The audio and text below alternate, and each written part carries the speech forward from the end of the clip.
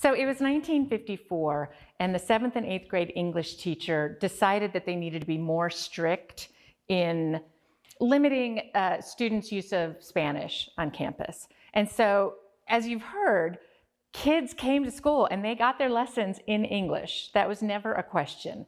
But they wanted to be more strict so that they could really work on correcting the accents and making sure that the English language was fluent for all the kids.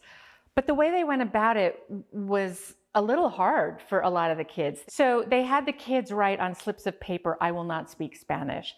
And then they made a little coffin-like device and buried it in the ground. And it was a big ceremony, and all the kids came to it. And after that, they weren't allowed to speak Spanish anywhere on campus. And they would be paddled, for example, for being caught speaking Spanish on the playground or the sports field during lunch. And so many kids only spoke Spanish at home, and they felt like they were being denied their heritage. And some just never really understood why it had to be so strict, because it felt personal. It felt like, you are denying me my heritage. And so in one of the reunions, in the 2007 reunion, the students actually recreated a coffin and a shovel, and they made a little cross, and they bought a Spanish dictionary, and they unburied Mr. Spanish during that reunion. And you know, the act of reclaiming your voice is hugely important.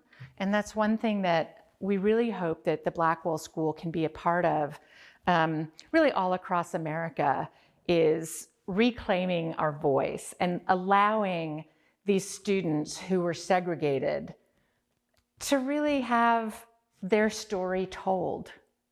I was in first grade, and it was like maybe the first or second day of school. One of the teachers from the other classes came into our classroom and wrote the word Spanish on the blackboard.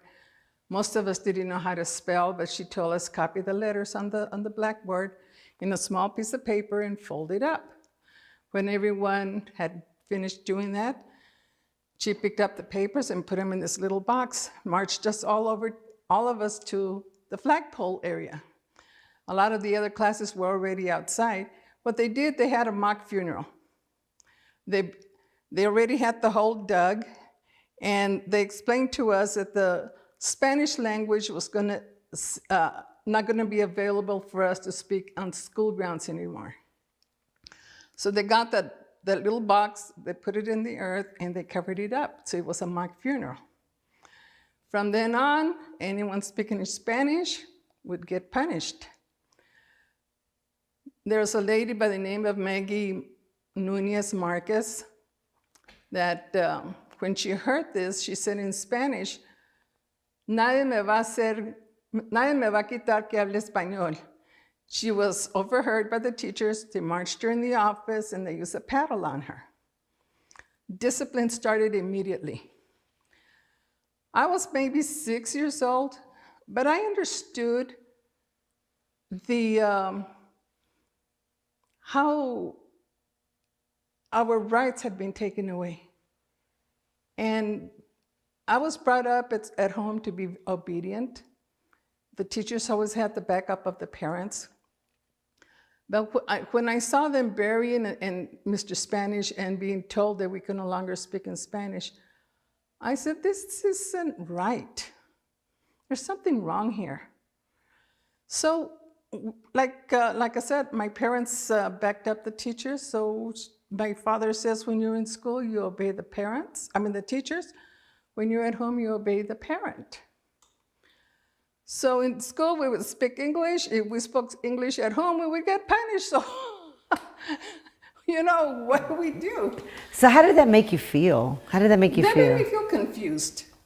That made me feel more confused. Like, it's not right at school that we can't speak Spanish, because this is the language we were taught since we were born. And everybody else was speaking Spanish, so why not I? But then when it was taken away, the thing you do is you obey. So Evelyn Davis is an interesting character. She's the teacher who came up with this policy, and she wrote a statement. And Part of it is wonderful. She had taught at a school near San Antonio where they had a lot of German students, and she felt like they had failed their German students by not being strict enough in teaching English. But of course, we know today, we have so many different theories about how kids learn language, and doing something so drastic to make them feel like their language, their family's language, isn't valid, it was really hurtful. And so I think she wanted to do the right thing, but she was sort of a victim of the times of going too far overboard with it. And what does she say in there? What is her reasoning? Teaching at Blackwell, I harbored a few pet peeves. The greatest of all was Spanish speaking on the campus.